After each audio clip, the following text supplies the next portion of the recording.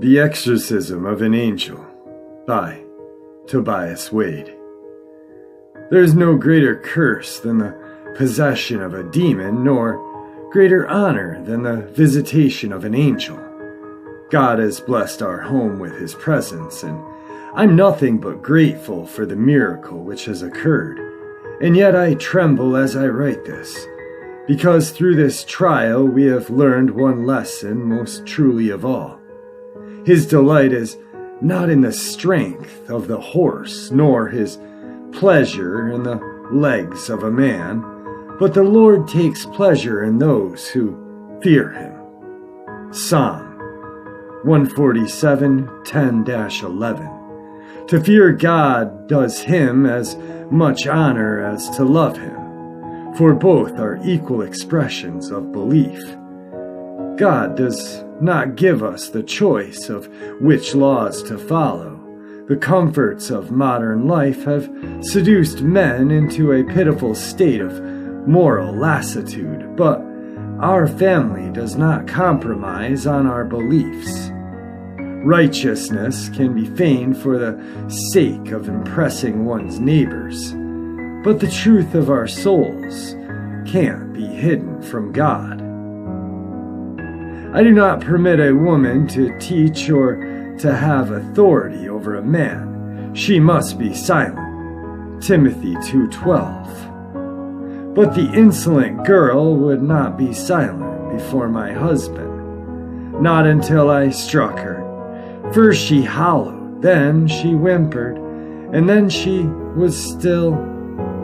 How beautiful the fear of God made my child. Elizabeth was only 6 years old when she turned from the path. She spoke when she was not addressed. Lies flowed from her mouth as naturally as the truth. She refused to pray, and she showed no shame in drawing blasphemous monsters and images which did nothing to glorify God. My husband Luke and I prayed for her every night, but the Lord knows that a child understands the weight of a cane more than keenly any word. Foolishness is bound in the heart of a child, but the rod of correction shall drive it far from him. Proverbs 22:15.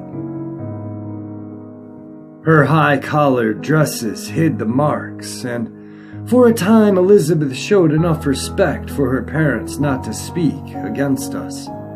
I should have listened to Luke and not sent her to that public school where her mind could be further polluted by the unfaithful. Her rearing was impeccable, so there's no other way I can explain the filth which began spewing from her mouth. I don't want to go, she said last Sunday morning while I dressed her for church.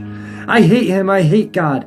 God loves you, I tried to explain, but she wouldn't listen. No, he doesn't. God hates me too. Why would you say such a thing, I asked. Because he made you my mom. We didn't go to church that day. After Luke heard what she said, she was in no condition to go anywhere. The Lord knows I wept as much as Elizabeth did. It couldn't go on like this, I told myself. Luke thought that she would learn in time, but I wasn't strong enough to endure her lessons. I cleaned my daughter's wounds and made her comfortable, but her blood was still on my hands when I prayed that night. Where did we go wrong? I begged from a quiet. Oh God, if you truly love us as we love you, send us an angel to grant us the happiness we deserve. I could see the light through my closed eyes, and I knew the Spirit was with me then. I felt his warmth on my hands and face. I dared not to look or speak or even breathe, afraid to disrupt the miracle in progress. For one divine moment, I knew my prayers were answered and I was in heaven. The next moment, I heard Luke shout, "Fire!" Smoke was billowing under our bedroom door. The hallway was an inferno, flames gutting between the floorboards, climbing the walls, igniting the pictures, and wooden crucifixes pounded into the walls.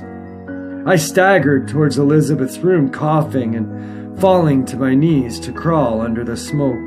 Luke grabbed me under my arms and heaved me towards the front door, but I kicked and fought him the whole way. "Elizabeth, she's still in there." "The Lord will preserve her," Luke said. Uncompromising as always, I was dizzy from the smoke, and I wasn't strong enough to fight Luke off. Before I knew what was happening, I was panting and heaving on our front yard while the house burned. "Elizabeth!" I screamed through my ragged throat. "Elizabeth, where are you?" Luke wouldn't let me go back in. I was screaming and crying hysterically, but he forced me to the ground and held me there until the fire department came. If Elizabeth was crying for us, I couldn't hear her over the roaring flames. Maybe she stayed quiet, though, more afraid of us than the fire.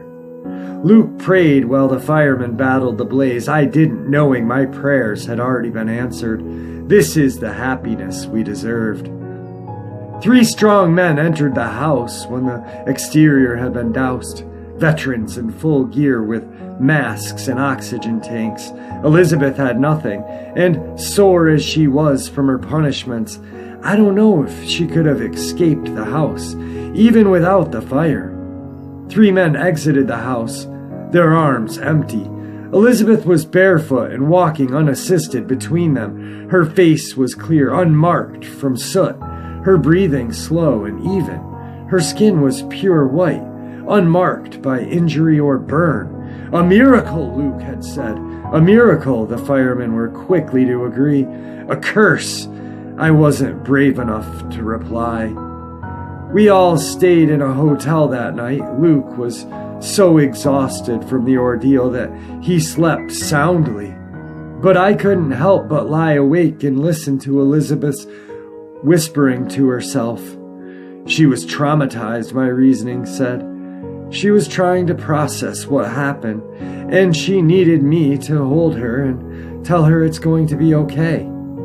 I almost got up a dozen times in the night to comfort her, but each time my muscles locked from some nameless instinct as old as fear itself, which begged me not to approach the mumbling girl. "Elizabeth is a good girl, I heard her whisper. "Elizabeth will not punish them." I pretended to be asleep, trying to match my husband's deep breath.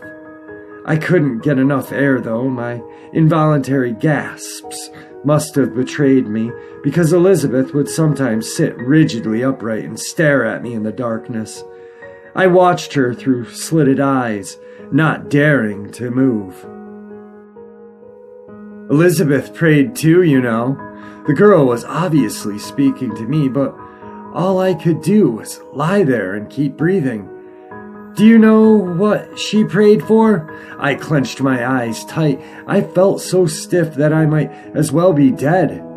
I didn't hear anything else, but I was too scared to look. A minute before, the silence became too loud, and when I opened my eyes again, the girl was standing right beside my bed. I jerked upright, hopelessly tangling the covers in my surprise. Luke woke with a start and flailed around the nightstand until he turned on the lamp. "What is it? What's going on?" Elizabeth was back in her bed, rigidly upright, just staring at me and smiling. I forced a smile in return. "Nothing's the matter. We're all okay now. Get some sleep, Elizabeth." Luke grunted and turned the lights back off, rolling his back towards me. "Good night, lady," Elizabeth said.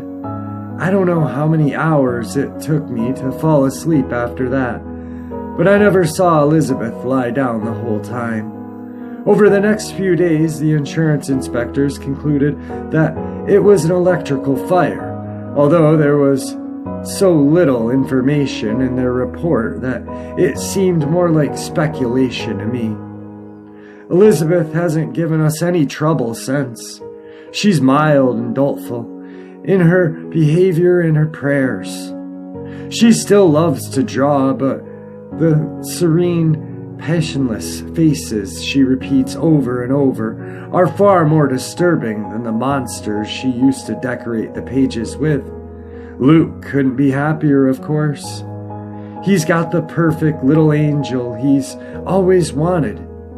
He doesn't seem to realize that we've always had an angel, or that somehow she didn't make it out of the fire.